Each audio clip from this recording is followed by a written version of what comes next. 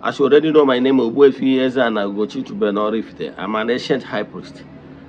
Abụ m onye isi nchụaja na ugochitubelu na temple. Anyị na-agba afọ gbaa family emi ma rụkwazi ọrụ mmụọ dị iche iche.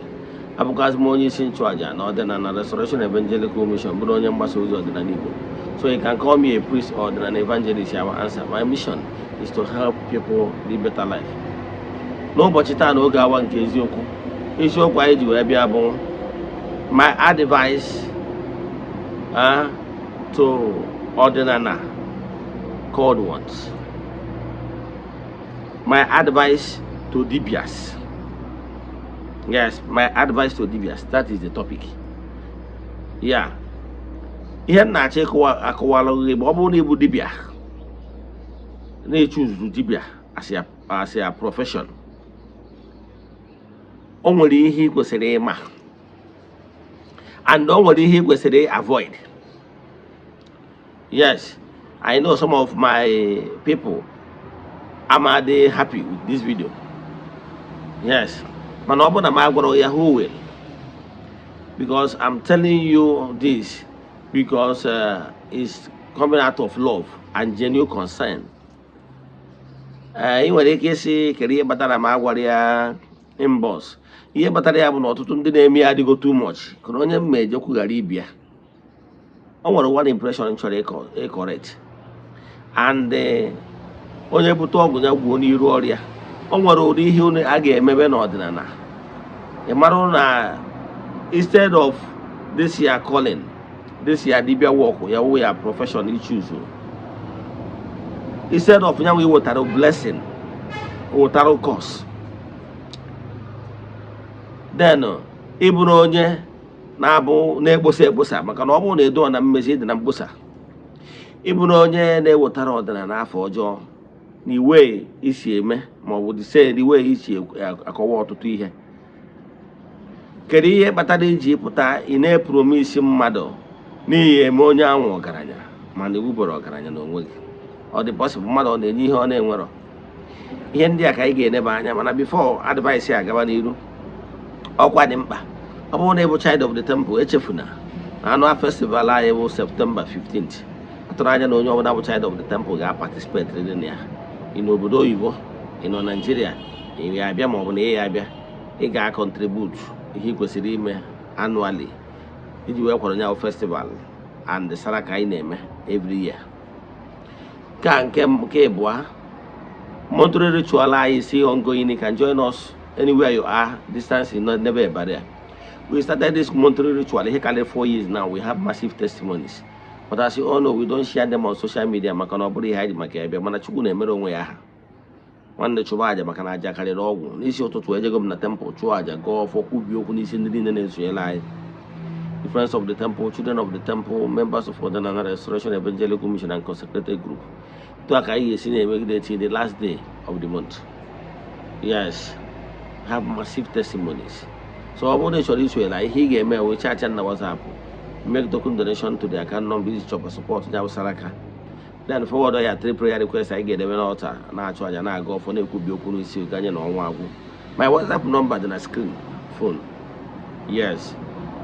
My WhatsApp number remains 0805 7837672. Now let's proceed. My advice to Dibias. Yes. Advice kowalage no one or to do ihe ga na-eme. Ị mara onye iso na ndị na-egbosa egbosa.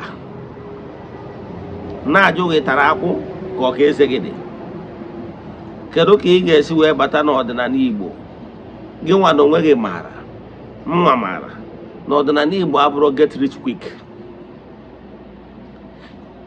Gị nwa maara, mma maara. Nke bụ eziokwu na Igbo spirituality is not all about get rich quick.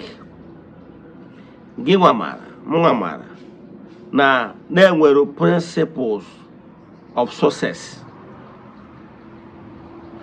Gị nwa maara, mma maara na onwere ihe ga-eme ka ụkwụ ụdara mie oroma. Na ọ bụrụ na ụkwụ ụdara mie oroma, ị marụ na ji esi n'ite epuo n'ome. Ị marụ na akwụ chara n'ọmụ, ị mara na alụ omelu n'obodo ụmụ anụmanụ. ihe ndị a arụ ndị a ga-eme n'akụkọ iro, ọ bụrụ in real life. O mee in real life ma na arụ mere. Kedu ihe kpatalụ ị ga-eji wee pụta ịma agwa ndị mmadụ nke bụ eziokwu etu ihe si wee dị? Kedu ihe kpatara ị ga-eji wee bịa na-epreach material things? Igbo spirituality does not encourage get rich quick. Igbo spirituality believe na aja na-ebute ọnụ mmanụ. Igbo spirituality believe na onye ruo orie. Kedu ka isi wee hapụzie ime ndị mmadụ ịlụ ọrụ ị kwesịrị ịlụ, ịkọwalụ ndị mmadụ ihe ha kwesịrị ịma gbasara ọdịnala Igbo na nsọ, iwu agwụ ya na nsọ agwụ, ịhapụzie ịkọwara ha ndị mmadụ gbasara nsọ ana ma ọ bụ ihe mmadụ ga-eme ka na wee gọzie mmadụ. Ịhapụzie ya je na-akọwalụ ndị mmadụ ha bataba na ị nwere ike ibunye ndị mmadụ ike. Ihe ndị anyị na-akọwa na-eme ọtụtụ ndị mmadụ ha je emechaa those things afụ na ọwụwa ọkụrụ ha dị disappointed. Ka mma alụgatụ, ọ bụrụ na ị na-agwa ndị mmadụ ha align nọ mee appeasement with mmụọ so ha nọ, God normal. Mana n'ihi na-eme alignment with mmụọ so gị does not guarantee financial success. Ụba si na akara aka. N'ihe eji sị gị lụọ ọrụ mmụọ mee udo n'etiti gị na ụmụ mmụọ bụ ka ha kwudoro gị nata oke gị na mmụọ n'ọrụ ọgụ zoro ezo na ọgụ pụtara ihe. Maka na ihe na-esi na nke onye akarịa. It just to build personal relations. Ka ọ ga-abụ ha nọdụ ebe a na-akpa maka oke na mmụọ, enwe ọnụ ga-ekwuru gị na mmụọ. And that's all, nothing more, nothing less. Mana mgbe ị na-abịa agwazi ndị Igbo ndị ọma na-ege ntị si ha na aje weta akwụkwọ ede mmụọ ma ọ bụ na eje weta bay leaf mee nkenwa na ọ na-ebute millions, na ọ na-ebunye ike, mgbe na-ajụ gị ị tara akwụkwọ ka eze gị dị? Ọ na ịmara ọ na ihe anyị na-ekwu does not work that way na-echi ya? Ka ọ just nọ ka ị nara ndị mmadụ ego, ọ dị possible? Ka ọ nọ just ka ọ bụrụ na ị gbanwuru kamera kwuo nwantịn? Mụ na gị maara ịma na mụ ama na ịwetagara akwụkwọ ede mmụọ mee ihe nwa asị gị mee, idewere n'okpuru bed gị, idewere ụmụ ihe ndị a cannot attract money on them by themselves.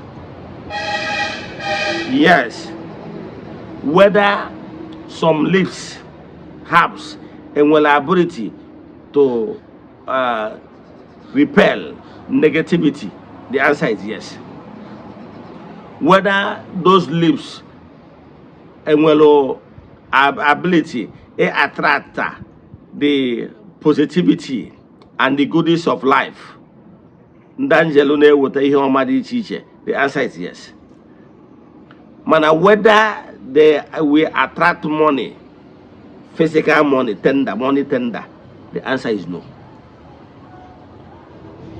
Kedu ihe kpatara gị nwere onwe gị ji agwa ndị mmadụ na-eyuzu ede mmụọ, yuzuo believe and so on and so forth, no attract millions of naira? Gị nwa na-ekwu ị nwere millions of naira? Onye na-ege ntị ka na-ebule m, onye a na-ege ntị o neburu anya na background gị fụ na in front million of naira ma ya fọzikwa. Gị nwere onwe gị bụ eze na-aghọ ndị ọ na-achị, ịma na iweta believe na akwụkwọ ede mmụọ ma whatever on their own, that they will not attract money within 24 hours. Some of you will put it na onye a tinye within 24 hours or 1 week, millions are there.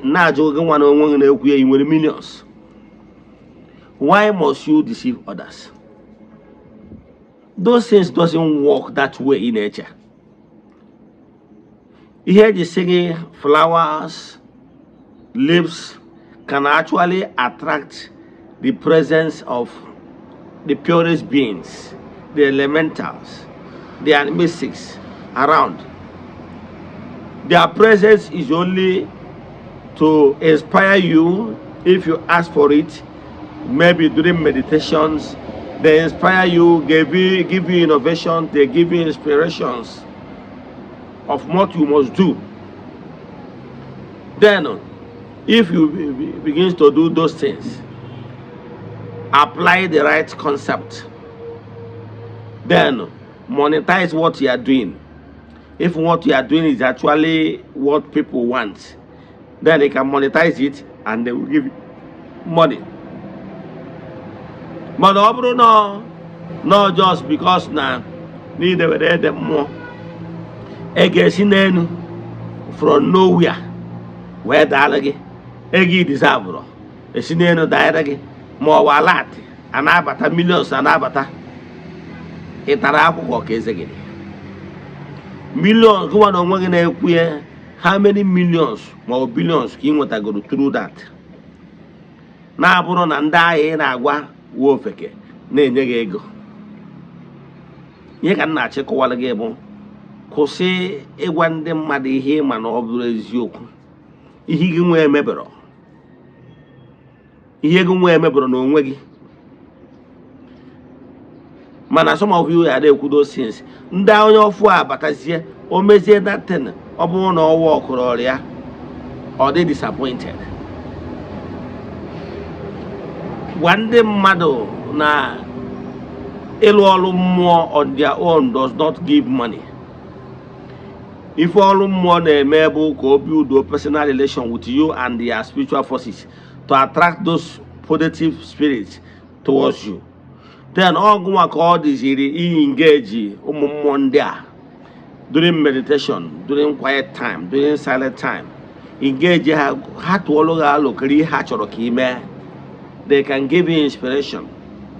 One more than two in what you them.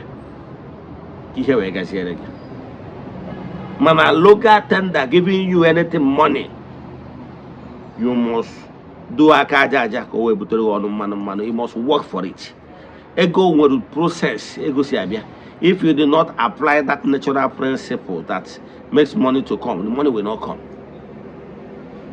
But when they had a magic money, so my advice will say that when the mother here a money have is yoku, remember ya, meberia, umunega bro minonia, and I send them man made to an higher minonia.